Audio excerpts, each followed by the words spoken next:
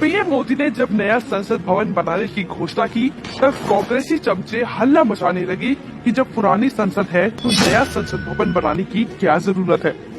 देश का पैसा बेवजह खर्च किया जा रहा है। ढेर सारे न्यूज़पेपर्स ने भी अपनी रिपोर्ट में बताया कि नए संसद भवन में 888 लोकसभा और 384 राज्यसभा सीटें होंगी, जबकि अभी मात्र 543 सांसदों के बैठने की व्यवस्था है। तो ये किस बात का संकेत है? क्या इतना खर्च ऐसे ही किया?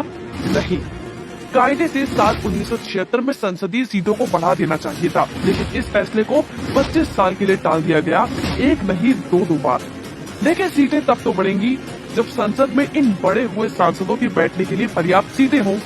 अभी तो संसद में जितनी सीटें हैं, उससे तो 543 सांसदों के लिए भी बैठने की व्यवस्था मुश्किल हो पाती है। सीटों को इसलिए भी बढ़ाना जरूरी था क्योंकि देश की जनसंख्या भी बढ़ रही है।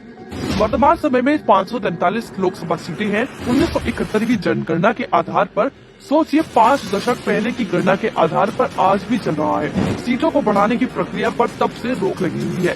1971 में देश की आबादी 54 करोड़ के आसपास थी, इसलिए 543 सीटें निर्धारित की गई थी। लेकिन 1971 से लेकर अब तक हमारी आबादी 140 करोड़ से ज्यादा हो गई है, तो हमारा प्रतिनिधित्व करने के लिए लोग भी बढ़ने चाहिए थे। वर्तमान समय में एक सांसद औसतन 12 से 20 लाख लोगों का प्रतिनिधित्व करता है, जो बिल्कुल भी ठीक नहीं है। जबकि ब्रिटेन में एक सांसद सिर्फ 72,000 लोगों का, कनाडा में 97,000 लोगों का, यूएस में 5 से 7 लाख लोगों का ही प्रतिनिधित्व करता है। नया संसद भवन बनाने का जो फैसला आज पीएम मोदी ले रहे हैं, ये काम 1976 में इंदिरा गांधी की सरकार को ही कर लेना चाहिए था। लेकिन इंदिरा गांधी को अपने पोते का जन्मदिन हवाई जहाज में मनाने से फुर्सत मिले, तब तो वो देश की जनता के बारे में सोच पाती। उनके बाद उनके बेटे राजीव गांधी जब पीएम बने, तब भी इस बात की जानकारी थी कि बिना संसदीय सीट बढ़ाए देश की जनता का विकास का होना संभव नहीं है। फिर भी उन्होंने इस ओर ध्यान देने की जहमत नहीं उठाई, क्योंकि इंदिरा गांधी की तरह उनको भी अपना जन्मदिन नौसेना के जहाज में मनाने से फुर्सत मिले, तब ना वो देश के बारे में सोच पाते।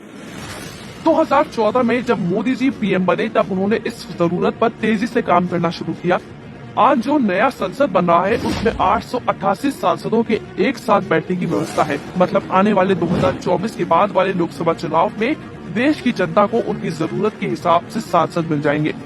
ये चुने हुए सांसद अपने संसदीय क्षेत्र की हर जनता की समस्याओं को सुनकर उसे संसद में उठाकर उन तक आसानी से मदद पहुंचाएंगे। कांग्रेसी नए संसद भवन का विरोध इसलिए भी कर रहे हैं क्योंकि इनकी नीति रही है समस्या का निवारण करने की बजाय उसे बना के रखो, ताकि लंबे समय तक उस समस्या के नाम पर वोट हासिल करते रहे। उदाहरण के लिए उनका गरीबी हटाओ नारा देख लीजिए। इंदिरा से लेकर सोनिया तक सभी ने यही नारा दिया, लेकिन आज तक गरीबों की गरीबी दूर नहीं कर पाए।